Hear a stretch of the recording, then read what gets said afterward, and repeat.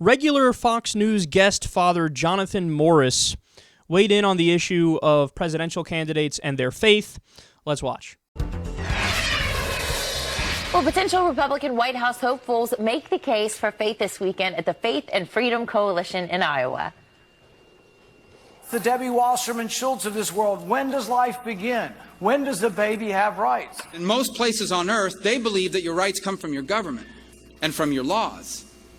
But ours was founded on the belief that your rights come from your Creator and from God. You've got a president who won't even name the opponents we face in radical Islamic terrorists.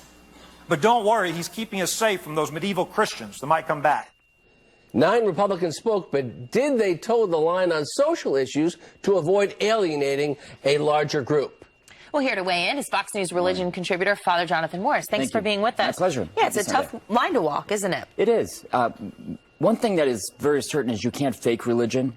Sometimes politicians fall into that, I think. What matters most, I think, to us Americans, those who will be voting, is what these guys said before they were running for president, right. The way in which they lived before they started running for president.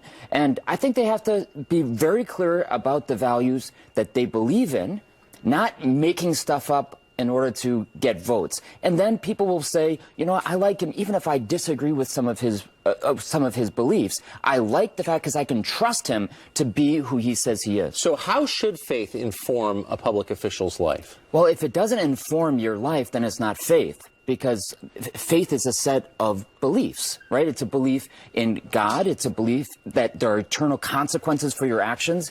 And I think a leader that doesn't have that, a set of core beliefs that help him to make justice an important part of his life and his decisions because he knows that there are eternal consequences, well, it's somebody that it's hard to trust. Oh.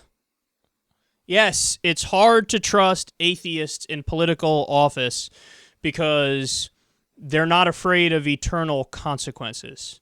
So in other words, you're making the same mistake that many Americans make, which is you're conflating atheism with immorality.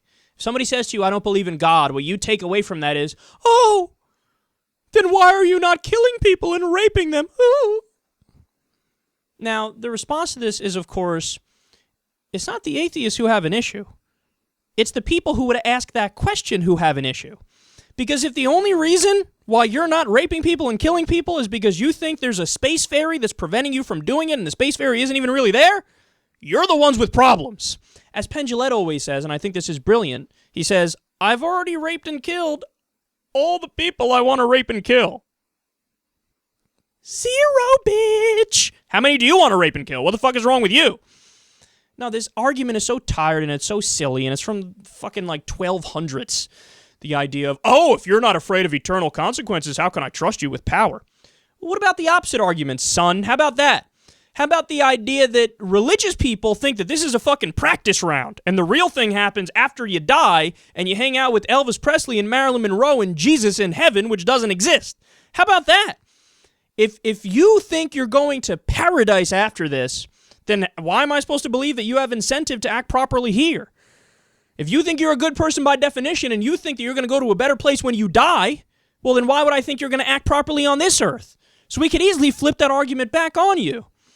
And of course, what's the reality? When these guys talk about, I only vote for people with faith, it's a good thing to vote for people that have faith because they're good people. What they really mean is, vote for people who pray to Jesus, who oppose abortion, who are anti-gay, and who support American exceptionalism, a.k.a. American imperialism.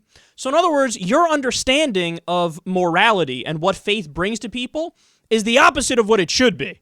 To me, that's not morality. To me, morality is actually treating people kind, being fair, giving people an equal opportunity at success, believe in freedom.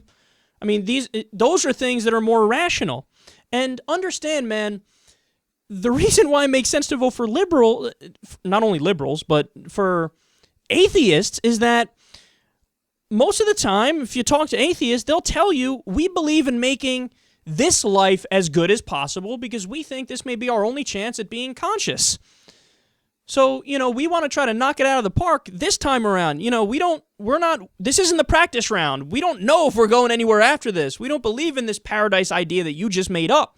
So why not be as moral as humanly possible on this earth? And why not make life as good for people as you possibly can? And why not try to spread joy and happiness and have a good moral system set up and good laws and equal opportunity and freedoms for people? And if you look at the data, the reality is that on the political issues themselves, atheists in America today are much closer to the historical Jesus character with their beliefs than the conservative evangelical Christians are. That's an absolute fact. So when this guy says, well, I don't know if you should vote for the atheists of today because how do we know they're moral? You may as well substitute what he's saying with, well, I don't know if you should vote for Jesus because how would we know if he's moral? I mean, here's a guy who wants health care for everybody. Here's a guy who wants equal opportunity. Here's a guy who's against wars. Why would we vote for that guy? We're not so sure he's right on the issues. Well, that's where the atheists fall on most of the issues. So you may as well not vote for your God, Jesus.